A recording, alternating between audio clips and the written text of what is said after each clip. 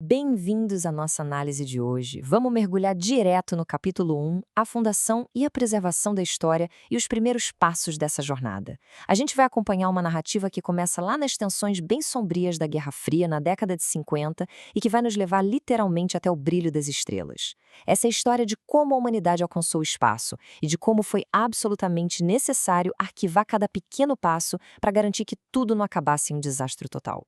E logo de cara, a gente esbarra nessa questão super profunda.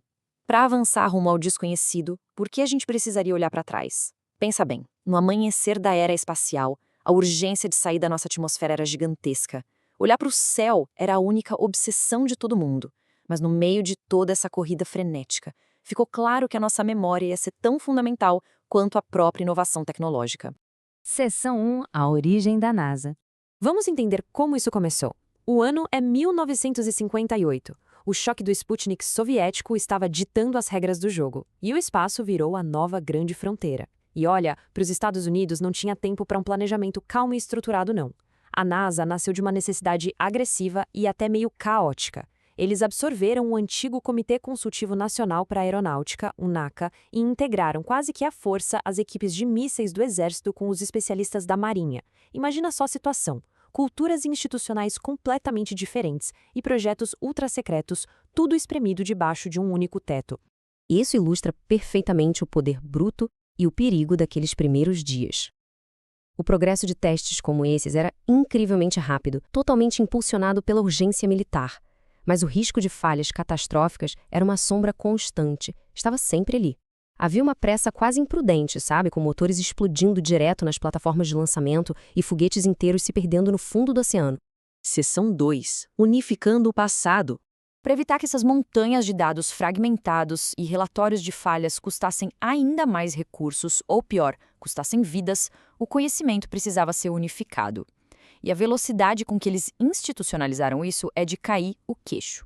Apenas um ano depois da aprovação da lei espacial e da criação oficial da NASA, em 58, eles tomaram uma decisão extremamente estratégica. Em 1959, eles formalizaram o Programa de História, transformando o registro de dados em uma regra oficial. Seção 3. O primeiro historiador. Aí entra o Eugene M., o nosso primeiro historiador-chefe. E ele não estava lá só para arquivar papéis velhos. Ele funcionou como a cola essencial que conseguiu unir generais, cientistas e engenheiros falando a mesma língua da preservação. A missão do programa era super clara: documentar com maior cuidado todos os aspectos da exploração para avaliar se as políticas estavam funcionando. Todo mundo entendeu que os registros detalhados do passado iam ser, na verdade, as ferramentas principais para a engenharia do futuro. Seção 4. A história como causa. Décadas depois da fundação da agência, essa estrutura inteira se transformou em um princípio de sobrevivência da maneira mais trágica que se possa imaginar.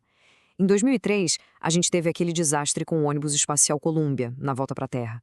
Durante a investigação, o comitê publicou essa conclusão que arrepia. A história não é apenas um pano de fundo ou cenário. A história é causa. As falhas não eram só probleminhas técnicos isolados, mas o resultado direto de decisões tomadas muito tempo antes. Olhar para trás nesse contexto não é saudosismo, é literalmente a linha fina que separa a vida da morte no espaço. E é por isso que a sabedoria lá do filósofo George Santayana ecoa com tanta força pelos corredores da NASA. Aqueles que não conseguem lembrar o passado estão condenados a repeti-lo.